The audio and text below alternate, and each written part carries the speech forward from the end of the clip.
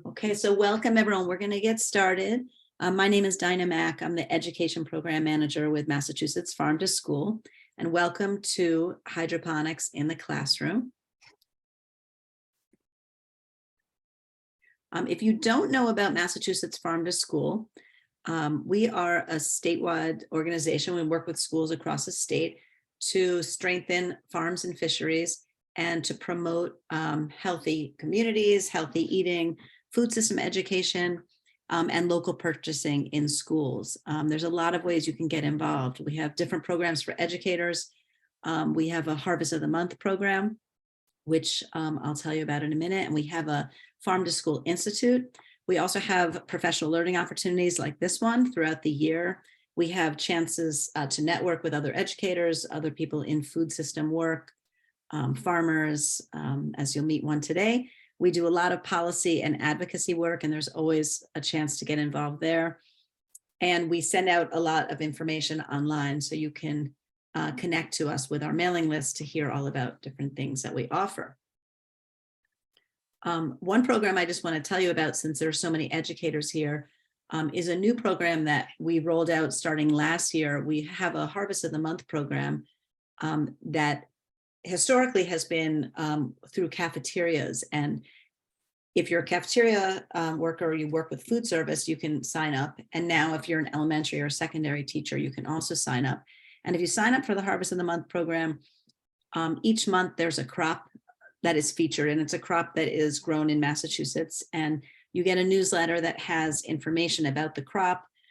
It will have lessons aligned to curriculum frameworks. We offer book suggestions, hands-on activities, hands-on learning activities, history, fun facts, and I'm sorry, I'm letting people in while I'm talking, and it is at no cost to you.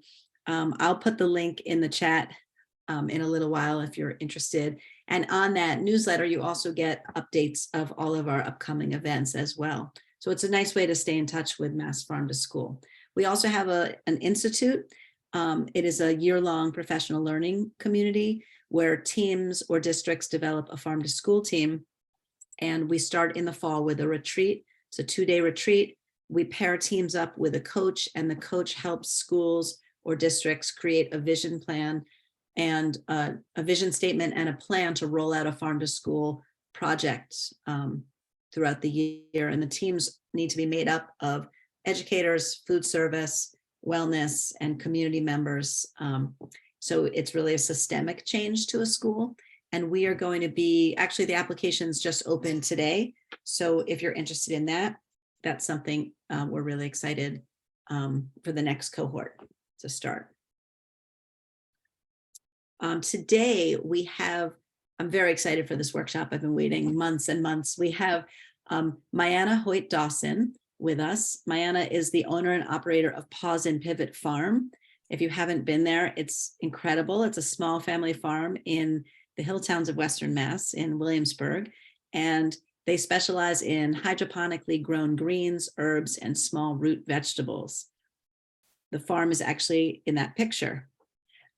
Miana's professional background spans 20 years, where she served in diverse roles from nonprofit fundraising to marketing leadership. In 2020, she pivoted to focus on her passion, providing high quality local food that people like to eat. In addition to their year-round hydroponic indoor container farm, Pause and Pivot is also home to a small herd of goats, a flock of chickens, and a woodworking studio.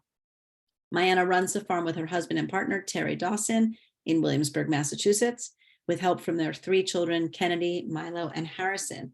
And if you live locally, there will be a tour next week of Pause and Pivot Farm, and you'll get to see how the freight farm works and learn more about what they do there. And you can sign up on, I'll put the link for that in the chat as well after this presentation. And at the end of this, I'll make sure you're going to have this slide deck, and you'll also have Miana's slide deck. So I'll make sure that you have follow-up addresses for us. So I'm just going to stop sharing for a minute because I need to switch decks. Excellent. Well, I can start to jump in as you're teeing up the deck. Thank you for that nice introduction. I've been following along on the harvest of the month, and I love it and wish there was a way that I could use it. I guess when it's greens, I could probably hang it in the barn for people to look at when they're picking up. So hi, everybody. I am Miana Hoyt Dawson. I just had a great introduction, so I won't get too deep on that, but I'm so happy to be here. When Dinah asked me to share what we do and how we do it with educators, I got really excited, and I'll talk a little bit more about why and what this means to me in a couple minutes. But as she said, we have 3 kids, and it has been such an exciting journey to engage the kids with hydroponics at our farm. And the light bulbs continue to go off on ways to engage kids hands-on in learning all different sorts of things, STEM fundamentals, but, where plants come from, what kind of salad they love to eat, all kinds of things. So tons of potential for engaging kids. And again, starting with my own, I got really inspired. All right, so if you want to go to the first slide, I will just talk a little bit about what I'm going to cover today. Mainly, what I want to spend a lot of time on and answer your questions about is the mini system that you can actually maybe see behind me here.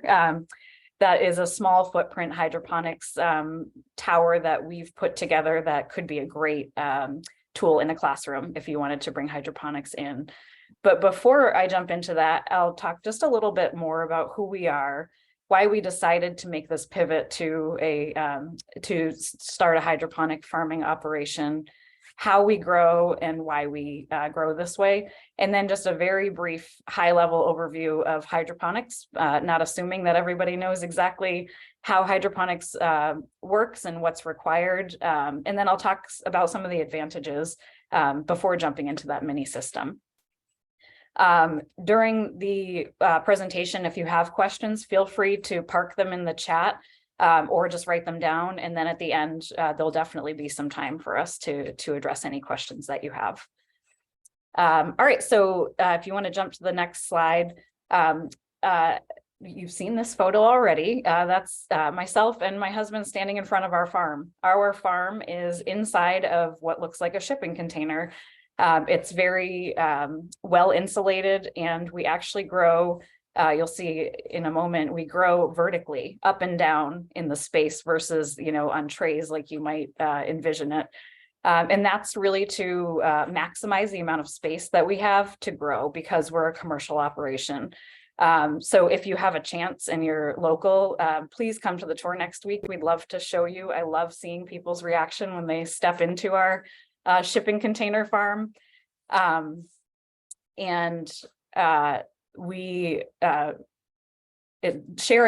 that experience kind of, I think, opens up a lot of conversations and opens up people's eyes to all the different ways that hydroponics might look. That being said, the way that we commercially grow is definitely not what we're going to be talking about today. So just wanted to give you a little background on who we are and how we grow. If you want to jump to the next slide, Diana, I can talk a little bit about why we jumped into hydroponics from our backgrounds. My husband's background is in specialized engineering, and as you saw, mine is in all different marketing, leadership, and nonprofit endeavors. We have always had a strong connection to and passion for local food movement, whether that's small local restaurants and chefs or farms. We live in an area of Massachusetts that has an incredibly strong farming community and really great options for community supported agriculture. And so knowing that, we had a lot of conversations around what would we be adding if we decided to grow something. And one of the gaps that we saw was that from November to early April, it gets awfully quiet when we're talking about, quote unquote, buy local, unless you really like root vegetables and squash, and that's the only vegetable that you enjoy eating.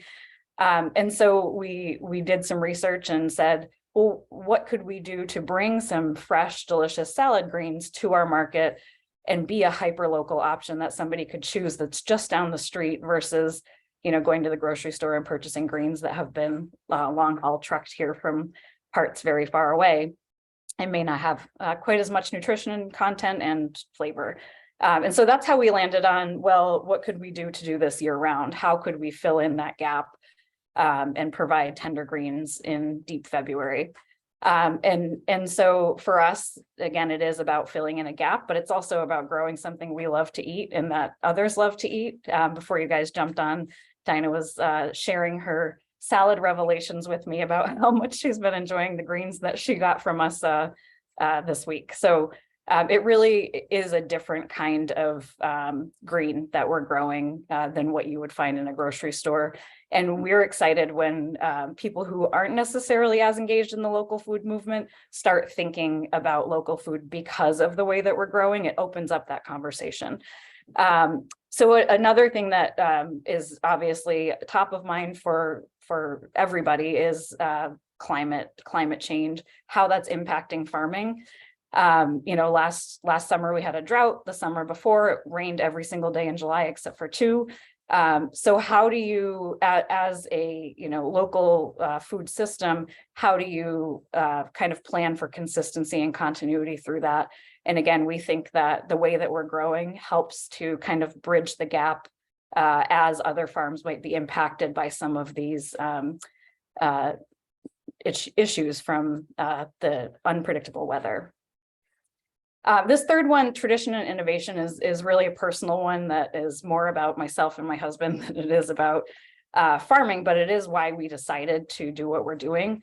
Like I said, it was important to us to do something to contribute to our local food system. It was also really important for us to do something that was additive to our community, that really made a difference, that we could provide to friends and neighbors. Just like we're actually on an old farm in Williamsburg. Williamsburg's over 250 years old. Our house is one of the original farms in town.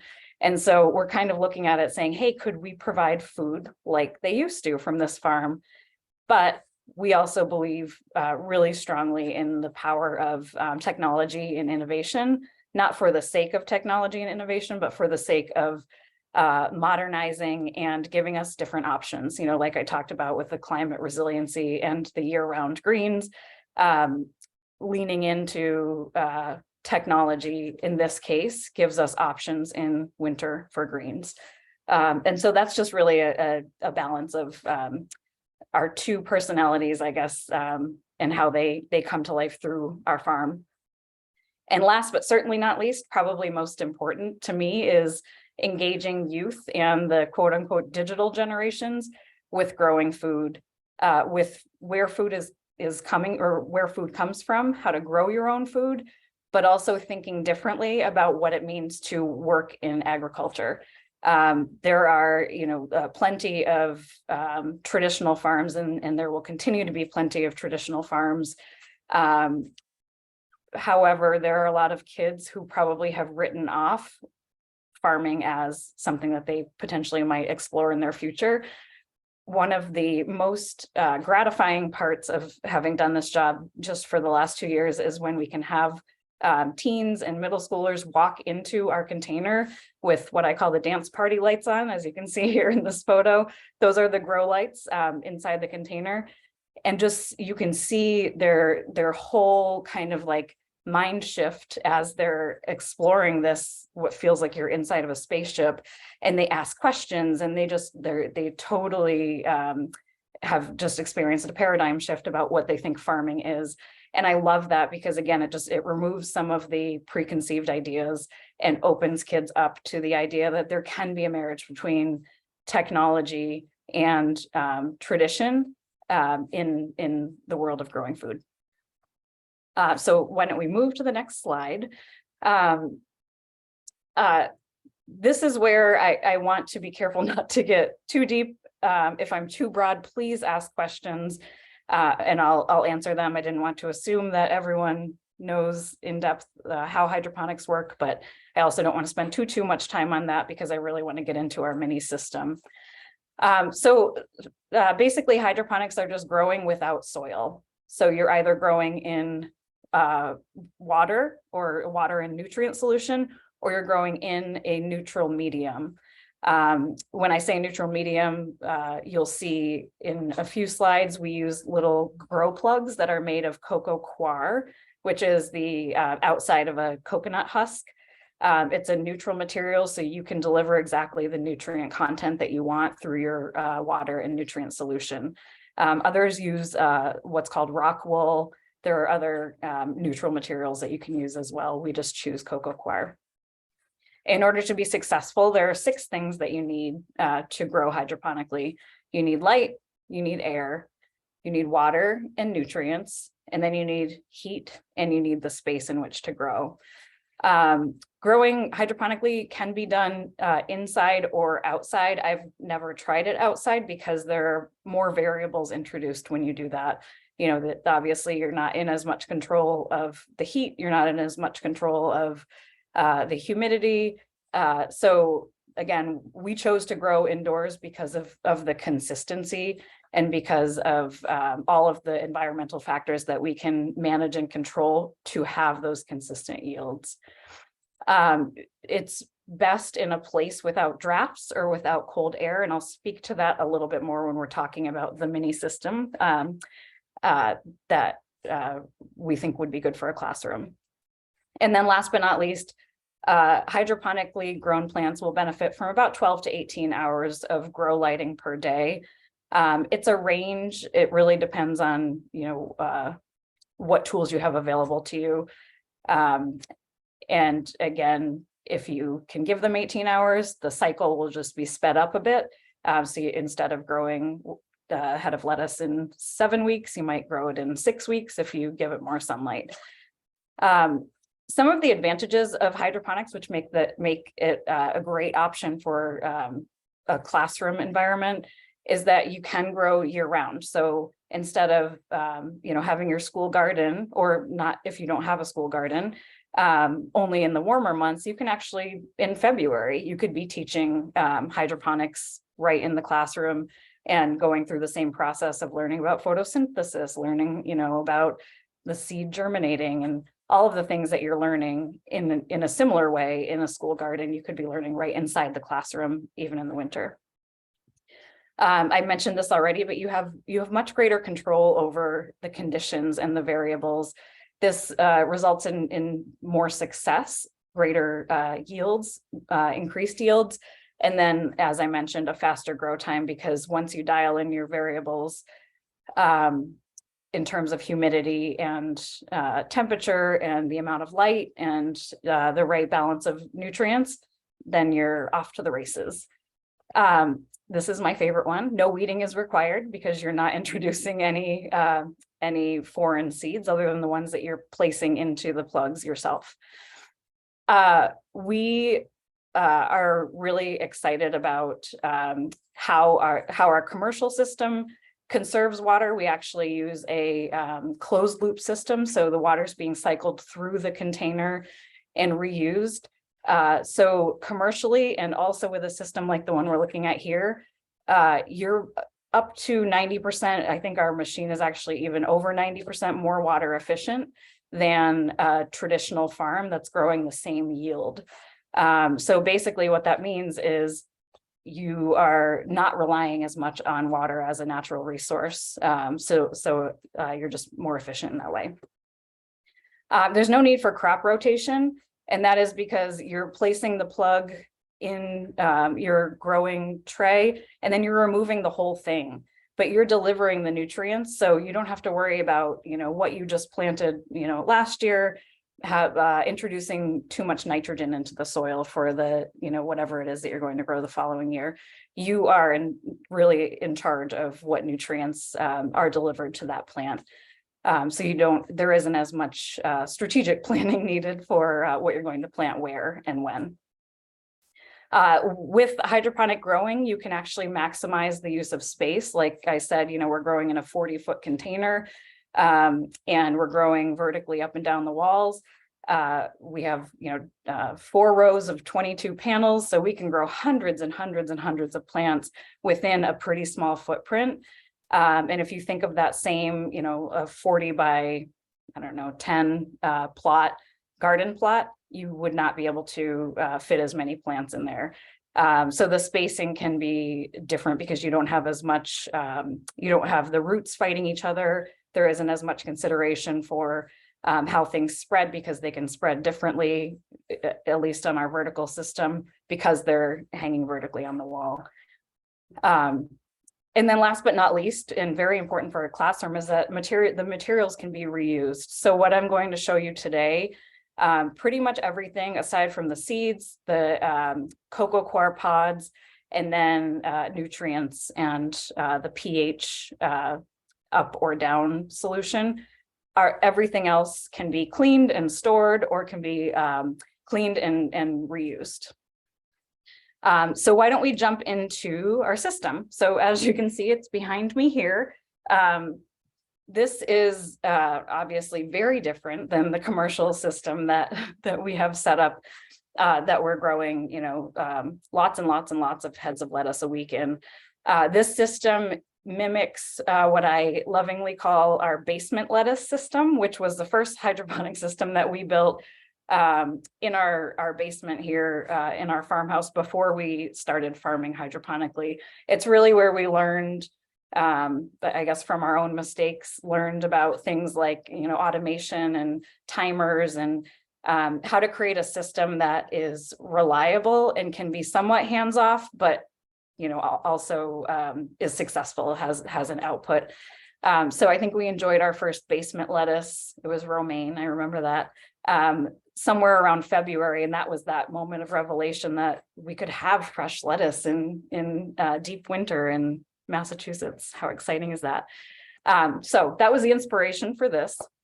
This system, in exactly this configuration, you can grow up to 16 heads of lettuce or greens in about 7 weeks. And I'll talk about why I say about 7 weeks, because there are a few variables that come to play. And that's within 4 square feet. So this unit is 6 feet tall. They're 2-foot square shelves. And there are 2, I'll call them action shelves. There is a nursery shelf and then a cultivation shelf. So the cultivation shelf is the one that you can see there that's lit up, that has the greens growing out of it. The nursery shelf is right below it. And then there's storage on the bottom. This whole system, we took a lot of time to think about, like durability, think about repeatability and reusable materials, and the potential to either, have 1 7-week period where you're going through the process of growing and then kind of pack it all up and put it away, or be always growing where, like I do, I plant seeds on 1 day of the week, I transplant into the wall on another day of the week, and then I harvest on another day of the week. So you could get into that rhythm for the whole school year if you wanted to, depending on how you want to use the system. And this last one is really, really important to make sure that the system would be successful in a classroom. And that is that we designed it with timers and some automation of the pump system to make it ideal for those short hands-off periods like weekends when no one's going to be in the classroom. Especially in the cultivation area, this is a lifesaver because, again, it helps allow for success, but it allows you to be able to be freed up to, 1, have a weekend, and 2, do other things like teach math, for example. So the total rough cost, which includes the shelving unit, of everything that you see here, including the automation, timers, and all of that, is about $600. And that's really a one-time cost to get the whole system set up. And then the only variables, like I mentioned, would be the seeds, the cocoa coir pods, the nutrients, and then the pH up or down. So let's jump to the next slide and get a little bit more granular here. So on the nursery shelf, which is the lower one, these are the components. It's a 200 cell tray. So just like what you would see in a garden center when you're going to purchase starts, all of those little, the trays that have all the little openings, that's a tray, 288. This is a 200 tray. You would put the cocoa coir plugs right into where you would instead have put instead of putting soil, sorry, you would put a coco coir plug in there. There's also the seedling tray, which is what you can see here. It's kind of the exterior housing for that 200 tray. So the 200 tray goes right into that bottom black tray there. There is a heat mat that goes right underneath the seedling tray. There is a clear dome that helps with germination that you put on top, and then there will be a grow light above the nursery as well. Jumping up to the cultivation shelf up there at the top, this cultivation area is a closed loop system, which again means that the nutrient solution is cycled through from the bottom reservoir. So the more narrow part of what you're looking at there actually holds 10 gallons of water and nutrient solution. And then it's pumped up. There's an aerator that kind of passes it through the clay pebble medium. And then it drains back down into the base. And the timer, once you set the timer, that actually runs automatically. So when I jumped on the call with Dinah, I said, hey, can you hear that bubbling in the background? Because it was watering at the time that we jumped on the call. So every so often, it'll start watering, and then they're on your schedule, whatever you set for your schedule, it self-waters. I talked about the automation tools. Again, we think this is a fairly important component for a classroom, just so that you can have those times where you're, specifically focused on hydroponics, and other times where you're doing all the other things that need to happen in a classroom. And last but not least, you have the supplies. We use a nutrient powder called MaxiGrow. It's a nitrogen, phosphate, and potash mix. You mix that with water, and that is what is providing the plants with nutrition. Greens love MaxiGrow. We have had great success with it, and they taste very delicious too. We will include, or we definitely recommend having pH up or down, and testing your water for pH depending where you are. If it's municipal water or you have a well, your pH can vary. And so you'll need to balance the pH of your water before you add nutrients. We like to be somewhere between a 5.5 and a 6, closer to 6 for greens. Greens are pretty happy with that number. And that's a really great way to engage kids in a small chemistry lesson as well. And then last but not least, the spray bottle, which is for spraying the seedlings or the seeds as they're germinating. So when you're thinking about where this could go in a classroom, even though it is a 2x2 rack, we recommend a 4x4 open space that is level, so that you can walk around at least 3 sides of it to do the various activities that it takes to move the system forward. We recommend at least 7 feet of overhead clearance because of the hanging lights. You'll hang a light above the nursery station. You'll also hang a light above the cultivation station. So you really need that headroom and that much space. So if you're not using a rack like this one or this exact rack, you want to make sure that you're spacing things out enough and that you have enough headroom for those lights to be at the right height. I mentioned this earlier, but it's pretty important for the plants that you're in a location that is relatively warm and without drafts. So putting it right next to actually where I'm standing, a single pane window is probably not the best option. You just won't have as quick growth. As long as it's not freezing or boiling hot and dry, the plants will grow. They just might take longer. You do need a connection to electricity, obviously. If you look closely at this picture on the very left, you can see that we actually zip tied a power strip to the side of the rack there. Depending on the age of your students and classroom safety, if you needed to do something different, the shelves can be rearranged at different heights. So if if you didn't want to have the electricity attached to the side and you needed to kind of tuck it and hide it, that works as well. If you don't want to have the nutrients or the pH solution stored below. You could store it all the way up at the top. You just, again, the only variable that you have to consider is how the lights hang, how far they hang above the cultivation area and above the nursery. So jumping into actually getting started. So the setup is building that shelving unit, setting up the cultivation tank. So taking the tray and setting it on top of the reservoir, connecting your lights, timer, pump, connecting your power strip, and then, like I said, hanging those lights.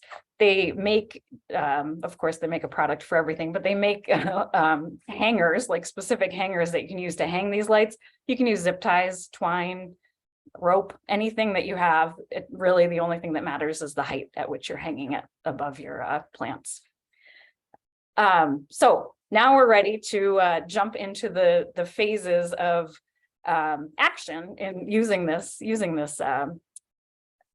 hydroponic station. So the first place where you're going to spend time is the nursery area. And this is, it's about 3 weeks or so until you'll be transplanting into the cultivation area. So to set up your nursery station, you place your heat mat underneath that nursery tray, that black tray that we saw. And then you fill your 200 cell tray with as many of those cocoa coir plugs as seeds you'll be planting. I make a note here that we usually plant about 20% more seeds than we expect to be transplanting, just to account for varying rates of germination, so we can feel successful and still have the same yield that we were hoping for. So that's just we use 20% as the kind of overage there. You'll want to fill your spray bottle with water, just water, not nutrient solution at this time.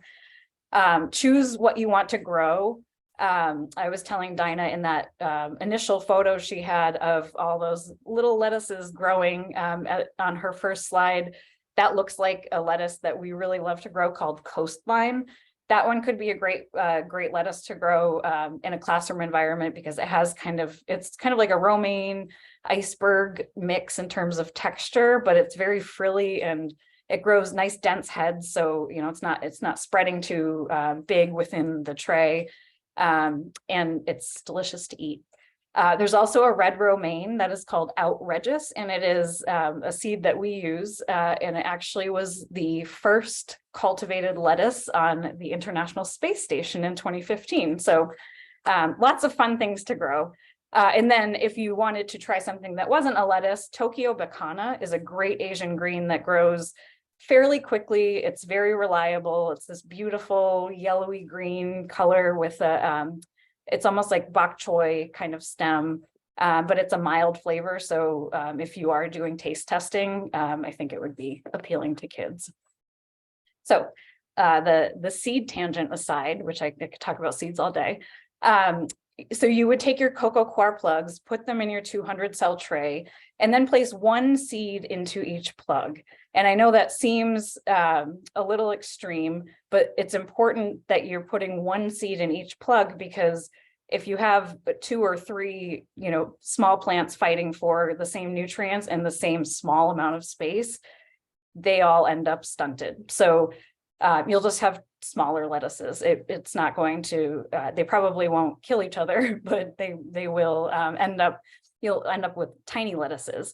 And so when we plant in our container, we actually use tweezers at this point, which makes a lot of people laugh, but the precision saves us time later because we would have to be thinning later. You would have to go through each plug and pull out 1 or 2 additional seedlings. And so it's a great dexterity activity depending on the age of the kids. And it's a really nice focus activity. And again, you're growing 16 heads of lettuce. So it doesn't take quite as long as seeding, 10 288 trays a week, for example. So from there, once you put one seed in each plug, you would spray down all of the seeded plugs with your spray bottle, and then place your 200 tray inside of the nursery tray, put your humidity dome right on top, and then you set your grow light timer to your daytime cycle. Is it 18 hours? Is it 12 hours? That's something for you to decide. One tip that we learned pretty quickly is it's kind of nice to set the plant's daytime as your nighttime so that you don't constantly have those bright lights. In a classroom setting with a setup like this, it might not be as obtrusive as standing in our container with those really bright blue and red lights on. But if you are in a smaller space and you don't want as much of that bright light as you're going through your day, you can set the lights to come on at 5 o'clock and turn off at 5 a.m. So in this phase one, the daily maintenance is watering once a day with the spray bottle. So you just take your germination dome off, spray down, make sure all of the plugs are damp, and then put your germination dome back on. It's about a week and a half of that. So once you have everything set up in all the seeds planted, it really is a once a day kind of check-in when it's in the nursery station. So once you see germination has occurred and you see the first little seedlings coming through, you can then remove the humidity dome and begin to water from underneath the 200 tray. So you would pick up your your tray of seedlings and just put a nice thin layer of water underneath in that nursery tray. And that allows the cocoa coir plugs to soak up what water is needed. And the light is still on the same cycle. So again, you set your timer, and so the light's coming on when it needs to come on. You don't have to really worry about anything but watering at this point. Let's see. So I mentioned planting about 20% more seeds. Oh, placing the grow light in the nursery station, you really want to make sure that the grow light is just about 6 inches above the plants. Otherwise, they have to reach really, really high, and they end up being kind of, we call it leggy. So they end up kind of flopping over, and that just creates more of a challenge. The plant won't necessarily die, but it creates more of a challenge when you go to transplant it. Then it's kind of sitting on top of the rocks and the pebbles, and it's getting nutrient solution on it, and there's more of a chance for rot. So just make sure you've got that light just about 6 inches above the plants. Then you move to phase 2, transplanting. So in this photo, you can see the root. These are cocoa coir plugs. These are little baby lettuces that are about 2 to 3 weeks old. And you can see the roots are all kind of self-contained within that cocoa coir plug. So what you'll do to set up for transplanting is fill that lower reservoir of your cultivation tank with 10 gallons of water. This is where you would test your pH and adjust it using pH up or down, depending where you need to go to get to close to that pH of 6. And then you'll add your nutrient powder, make sure it's mixed together and fully dissolved. And then you place your tray on top and fill it with the pebbles on top of the cultivation reservoir. From there, you take your little seedlings and you gently tuck them in between the pebbles, and the pebbles are, I don't know, the size of a grape or so. So it is fairly easy to maneuver them so that you can place the cocoa coir plug flush with the pebbles. So you don't want the plant itself to be too far down into the pebbles, because as the fill and drain happens, it can actually cause rot to the base of the plant if it's getting wet every single time the plants are getting watered. So for maintenance in this portion of the process, it's really about checking those seedlings. Like I said, you just need to adjust them because the pebbles are kind of shifting and moving as the fill and drain is happening. You just want to make sure by visually looking at each of the plants that there aren't any that are kind of getting sucked down into the rocks. That can happen with this system, but it doesn't hurt to put an eye on the plants every day anyway. And then bi-weekly, you just want to make sure that your tank, the reservoir underneath your cultivation area, has enough nutrient solution in it.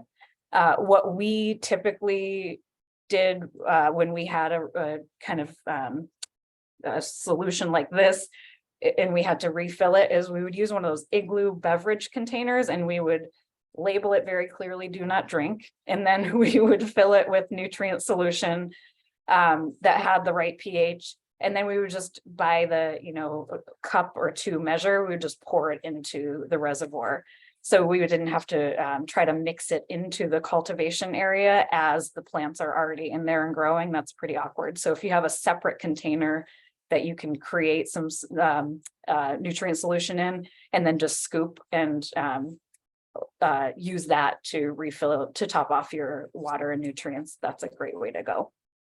And then your decision point. Do you want to harvest baby leaves? Are you looking to harvest full-size heads?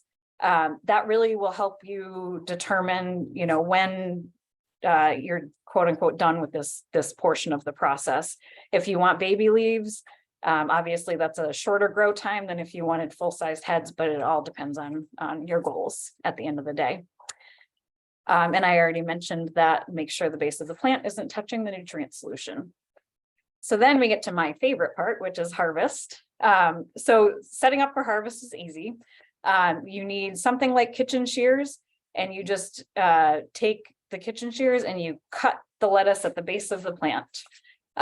You remove the cocoa coir plug and roots and put it in your compost. And then you decide what you want to do with your lettuce or greens that you just grew. Obviously repeat until all the plants are harvested. One just thought or recommendation that could go over well in a classroom when you're taste testing is maybe incorporating how to make a very simple vinaigrette. We have a maple balsamic we love, and kids tend to love it because there's a little bit of sweetness to it.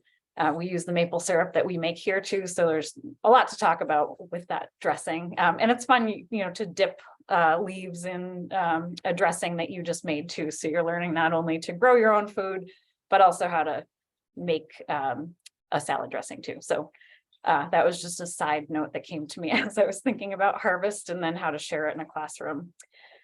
So then in this, at this stage, this is really where you make the decision, okay, are we going to start this process all over again? Are we going to plant new seeds? Or are we shutting this down and storing it for some point in the future? Shutting it down really is just draining it, cleaning everything really well, putting the clay pebbles in some sort of bag or container, and packing it all up and, turning off your timers and all that good stuff, and putting it somewhere safe for next time you want to pull out the system. Oh, and then I mentioned, make sure that if you aren't going to be taste testing these vegetables right away, put them in a bin with that closes with a tight fitting lid, or even a Ziploc bag, and put them in the refrigerator because they will tend to wilt pretty quickly once you harvest them. And that's the broad overview. One thing I didn't mention is that my husband and I are very excited about the idea of bringing hydroponics to the classroom. So if you have any, we'll say, more nitty-gritty questions, I'm very happy to email or chat on the phone. If you have specifics that you'd like to learn about our system that I just went over, specific products, what is the pump, what is this, what is that, I'm so happy to answer those questions after the fact. But I also saw that there are a lot of questions in the chat, so we can do some Q&A now, but just know that you're not bothering us at all if you wanted to shoot us an email after the fact as well. I'm going to stop sharing as well right now. Perfect. Okay. We'll be sending this slide deck out to everyone who's here and who registered. All right. You want me to read can you see the chat? Or you want me to read the questions to you? I think I can see the chat. Hold on. All right. Well, I can read them. See them? Yeah, if you can see them, why don't you? I'll read them in order that they came in. First question. Is there such a thing as low or no plastic hydroponic farming? Ooh, this is a great question that I cannot answer, but I would be happy to take that as a takeaway. We definitely have, used plastic for durability and, reusability and that sort of thing. But we have a great partner in New England Hydroponics, which is our local hydroponics store. So I would love to ask them because they are so knowledgeable. would you mind giving me the name of who asked that question so I can follow up? Yes, Mira Brown. And Mira, we can I can get your email address to Miana so she can write back to you about that. That's a great question. All right, next question. Just curious, can sunflowers be grown hydroponically? I grow them each year with my students in soil, but was wondering if it can be done with hydroponics. Yes, I'm sure they can be. You would probably want to do a little bit of pre-research on the right nutrient solution and the happiest pH for a sunflower. But for sure, that would be something that I think would grow really well as long as you had those two variables. I will just underscore that the nutrients that we use, that nitrogen, phosphate, potash mix is really the best solution that we've found for greens. But you can find there would just be a different blend for flowers. Okay, next question. This is fun because you don't know what's coming. I don't. How would you answer if hydroponics are considered organically grown? I would say organically grown is a very complex topic. So what we say, we obviously don't say organically grown. We say pesticide free, herbicide free, because we don't need to use either one of those. Organic certification is a very big topic that I don't think I can get into today, but I would love to have that conversation offline. Yes, I don't think I can go deep on it, but we wouldn't say organic because it is a certification it's a marketing certification that you have to pay for, and is very challenging for a conventional farm. And it's not yet used with hydroponics, we'll say. It's not yet allowed to be used as a marketing certification for hydroponics. Great. Next question. Where do you buy the seeds for this? So we have two places that we love to get seeds. One is Johnny's, which is up in Maine. We like Johnny's because they have a whole portion of their website that shows you hydroponic performers, they call them. So that means they've tested them to work really well in hydroponic systems. The other place that we love is Baker Creek Heirloom Seeds, because they're heirlooms and there are some really interesting and creative vegetables that they have available that I can't find anywhere else.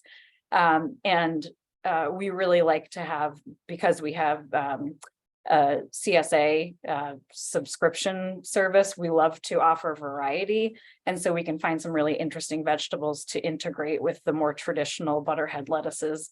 We've got some heirloom lettuces and some interesting Asian greens and that sort of thing. So Baker Creek and Johnny's. Baker Creek and Johnny's. Great. Next question is to me. Yes. Will you be sharing the PDF with us? Yes, I will be sending out, our communication director at Mass Farmer School will be sending out the PDF that Miana shared today, and also the video that we are recording. So you will have both, and you're free to share it with colleagues and whatnot. All right, next question is for you. Do the nutrients in greens grown hydroponically differ from greens grown in soil? Ooh, there have been a lot of studies about that. And actually the outrageous red romaine that I mentioned that was cultivated at the International Space Station, I was just reading an article the other day. They actually brought back some of that lettuce from space and tested it against the exact same lettuce grown here on Earth. And the nutrient density was almost the same, almost exactly the same. So that is obviously anecdotal. That's just a story. But there is a lot of research on how and if hydroponically grown vegetables match a traditionally grown vegetable. And there are so many variables in both, right? Depending on how much nutrient solution you're using as a hydroponic grower. That really depends what the plant's getting. It's the same with soil amendment. It depends what you're doing to your soil. So The only way to really know is to, have us take a head of our lettuce and bring it somewhere to be tested, and someone else take a head of their lettuce and bring it to be tested, because it really is site specific based on what each farmer is doing. The way your greens taste, I feel that they're more nutritious. Honestly, like when I eat them, I'm like, oh, power food. So that is not a scientific study. I'll just Thank say you. it's my study. All right, next question. Would this system produce without the 10 to 12 hours of light if it's next to large windows? And how much of the incoming sunlight would have to be direct, and how much can be just diffuse? Oh, so I don't know if I can answer with specific numbers on the how much, but the answer is yes, you could use less grow lighting if you were close to a window, but the process would just be a lot longer. And so it really depends on your goal. Is your goal to go through the grow process within 8 weeks, or is your goal to get something to grow using a blend of natural light and artificial light? I think those are really two different goals. Both of them something would grow for sure, but the timing would be really different if you were depending on natural light, because to the point of the person who asked the question, depends whether it's direct or indirect, depends what time of day, what season, all that good stuff, all the variables. Could be an interesting science project for Yes, students. it would be an interesting science project. All right, next question.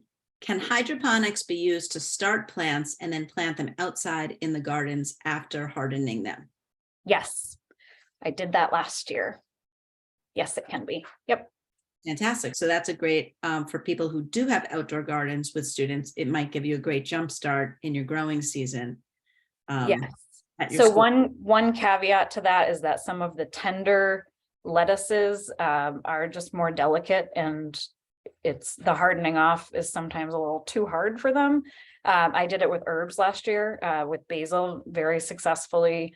I have some rosemary and different flowers currently in our container farm, starting for me to plant outside this coming season. Ooh, exciting. All right, next question. Do you filter the water that you use in the process? Also, is PFAS contamination an issue in hydroponics? Thank you. Great talk on hydroponics. Ooh, PFAS is a big, scary topic. So I don't know that it's an issue, to be completely honest. I don't know if it's an issue. I won't say I don't know that it's an issue. I think it is an issue, blanket statement. But how does it impact hydroponics is a great question that I don't know the answer to. And the first question was, do you filter the water? Is that right? Water that you use. Yeah, we don't, but we do, because we're growing commercially. We did have our water tested just to make sure that we understood, what was in the water. We have municipal water, so we have town water, and the town sends out an annual water survey, and we pay really close attention to that. What is in that report out that they send to us every year. There are some hydroponic farmers who are actually capturing rainwater and treating it and using reverse osmosis, and then introducing that as their water source, which is interesting. It's not something that's currently on our list to do, but it can be done. Okay. There is a question. Could you share the contact information for the seeds? Yes. Yes. So maybe you could put that in the chat. Yeah. And then there's a question. Is your container farm a freight farm and using automation, or did you and your husband engineer your farm?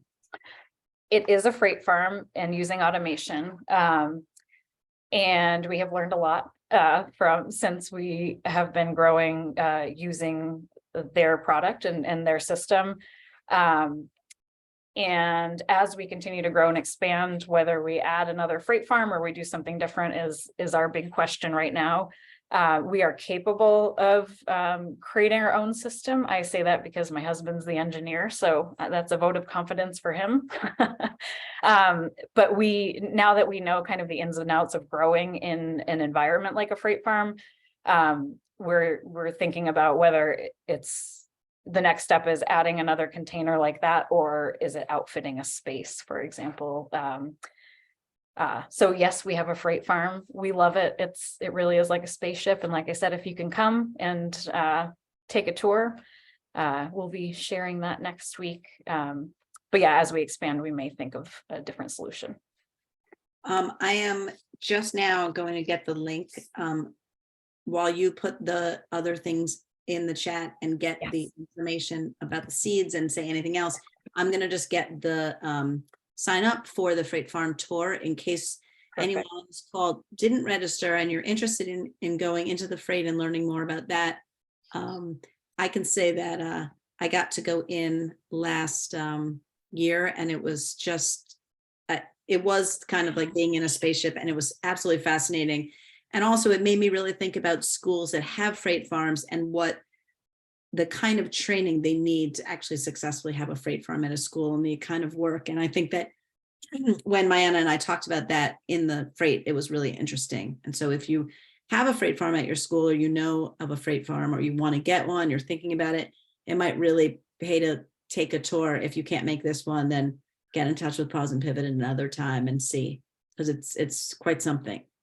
Yes, and we're happy to have that conversation about what it takes and how it might work if your school has one or is thinking of getting one. There's a lot that we've learned, like I said, and it's such an awesome system, but there are intricacies just to think about, especially as a school where your first order of business is educating students. Let me just get that Baker Creek URL for you. Right now, the link I just put in is if anyone is interested in going on the tour, the link is in the chat, and the tour is next Thursday at 4 o'clock.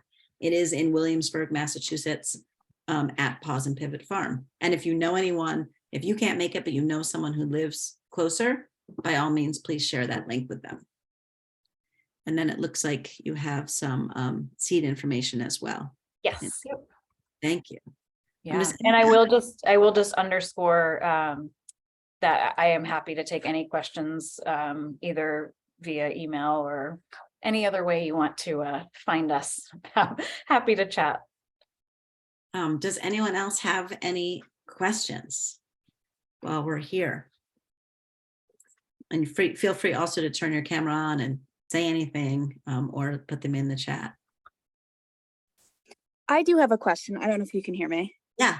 Yep. Thanks. So we were, my name is Molly. I teach in Pawtucket. And we were given about $5,000 of hydroponic equipment, which is fantastic. I teach at a middle school. And so we've got 5 little mini 12 slot hydroponic farms, and then one large one that fits about 42. Wow. We've started with some lettuces, and just based on my gardening knowledge, just starting with lettuces, because that's really all I could figure out for growing in there right now. What would you recommend as some good starters to give students some variety? So outside of lettuce, is that what you're asking? Yeah. So we tried growing spinach, and the germination just was not there. And so I researched and I found a variety of Swiss chard that's called spinach chard. And it's so delicious and grows really well. So that is a nice green. It takes a little bit longer than a lettuce would to grow. But it's a cut and come again crop, which means you're not cutting the entire base of the plant. You can actually just harvest leaves, and it can continue growing for longer, kind of like a kale, like you would think of a kale. So that's a great one. Spinach chard we love. We grow a variety of beet greens that are, it is a beet, but it's actually a beet plant that doesn't focus on sending energy to the roots. It's really greens. And so it's another cut and come again crop. It's a beautiful purple, has purple veining in it, and has that earthy beet flavor. So, branching out on flavors as well, flavors and textures. Those would be two recommendations. And then the other thing that you might think about is herbs. So we have had great success with Italian parsley. We've had pretty good success with sage. So depending on the time of year, that might be something that you want to integrate as well. Oh, and basil. Basil also has grown really well for us. Awesome. Okay, on that, Molly, do you want to ask a second part? No, I was just wondering if there was a specific type of basil, or like the Thai basil, the sweet Italian, or just any kind of basil. Yeah, so we're growing one called Elidia. It's Elidia. That's from Johnny's.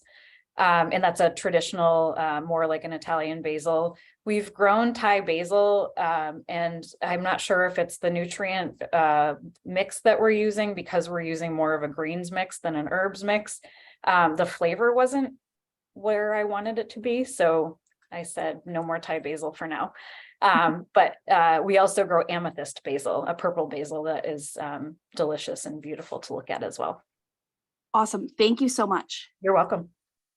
Miana, I have a question, and then there's another question in the chat, but my question is about the cut and come again that you just mentioned. Because in the presentation, you talked about taking all the coir and putting them in the compost and then starting over. But Yes. Now I'm hearing that you can cut and let them keep growing. Some plants regenerate and some you should compost, or? So it depends on what you're teaching. So if you wanted to go from start to finish within an 8-week period, you can cut the whole plant. Even with a lettuce, you can just cut leaves. If you're growing for baby leaf lettuce, you can cut all the larger leaves around the outside and leave the small ones in the middle and let it continue to grow for, a couple cuttings. So, an additional 3 or 4 weeks. So it really is a decision for how you want to use it in the classroom. But if you are going just start to finish and then kind of shutting down the whole system versus having a continuous grow, you would just take the whole plant at that point. If you wanted to grow, greens for cooking, you could grow until you have enough spinach chard to make one harvest all the big leaves, leave all the little leaves, and just keep doing that over and over again until the plant looks like it's had its day in the sun, as they might say. That's really how I eye it, because there are certain plants that can stay, I say, on the wall, in our container for a couple months and be cut and come again and be very healthy and strong. So some of this you have to kind of buy. So that was a great catch. I should have said that. You don't necessarily have to harvest the whole thing and then compost the cocoa coir. Depends on your goals. Helen, who's here, said we have basil parties, cut and come back. We have pesto making parties at school. Yes. Oh, that's great. I love that. This is Helen. We actually just planted, we have 3 towers at school, and we just planted seeds so that every single tower is going to have basil growing. Right now it's lettuce and basil. Yeah. We have big plans for pesto making and then freezing the pesto and having more parties. So we also tried arugula at one point, and the root system was so thick it ended up choking it choked our system. And it wasn't, but kind of the cool experience was when we harvested, showing the students the root system. Ours stand, they're probably 6-7 feet tall. And the root system went all the way down the system. It was crazy. It was a mess. It was a disaster. But it was a learning experience. As much as we wanted to grow arugula, it was tough, but we love ours. Did you get to eat the arugula? We did.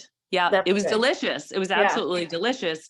It was just that, we could hear the system bogging down, and it took the water so fast and so much that we were constantly checking our levels and trying to keep the pH up and everything. But Yeah. I think if I can add in my own 2 cents to those that are still here, is it's definitely worth trying in the classroom. I would start small and then work your way when you know that you have I guess a system of your own to know, okay, we're going to plant seeds. And then in a couple of weeks, when we have those seedlings and we can transplant them to whatever growing system we're using, we have vertical towers. But when we know that, okay, in 2 weeks out from that, we're going to be harvesting. So we're going to have to, as soon as we transplant, we're already starting more seeds so that when it's time to harvest, new ones are ready to place. So you just have to create this, learn the system that works for your tower or for your, whatever system you have going. But we absolutely love ours. I think we just cut, gosh, I don't know. We had probably at least 5 3-gallon bags worth of lettuce for teachers or students. So That's anyhow, fantastic. That's yeah. great. Thank you for letting me chat. Yeah, of course. It's exciting to hear the success you're having.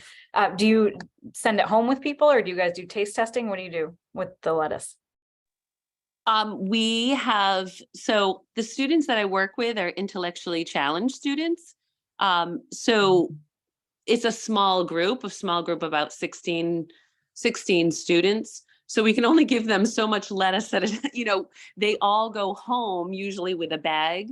But then this time we had offered it to all the administrative secretaries. So they all got a bag of lettuce and basil to go home with. So it was very exciting. So That's great. Yep. So we've done our pesto parties and we're always there eating the lettuce when we harvest. So yeah, they love it. Absolutely love it. So great. There's another question in the chat. Yes, I see what order of magnitude is a freight farm. So I don't know the exact number because they've been introducing quote unquote new models like a car. I believe it's somewhere around $140,000 to $150,000. So it's like buying a very small house. It is, but it's all encompassing, meaning that, all of the lights and sensors and all of that is integrated into the system. And this is why I think, when Dinah was mentioning that there are, when she came to visit, was mentioning there are schools that have these and are trying to figure out how to make it work. There needs to be a business plan with it, and there needs to really be someone who's taking ownership of that as a program at a school. It's not really a set it and forget it. It's definitely not a set it and forget it sort of system. But it really is fantastic. And like I said, if you can make it to the tour next week, please come. If you can't, then reach out and we'd love to have you drop by if you have more curiosity questions about freight farms. Yeah, and maybe we can do a video tour. We'll talk about that. We'll talk about that later on. So I want to be cognizant of everyone's time and just thank everyone so much for joining us, and thank you, Miana, and we'll see you at the Freight Farm Tour, and anyone who can make it, please jump onto that link and register. It's a free tour. We'd love to have you. And please stay in touch with Mass Farm to School for anything that you all need. That's what we're here for. And we really want to support educators doing the great work you're doing. And thank you for all the work you're doing with students. We really would love to stay connected. Thanks for the opportunity, and we'll see hopefully some of you next week.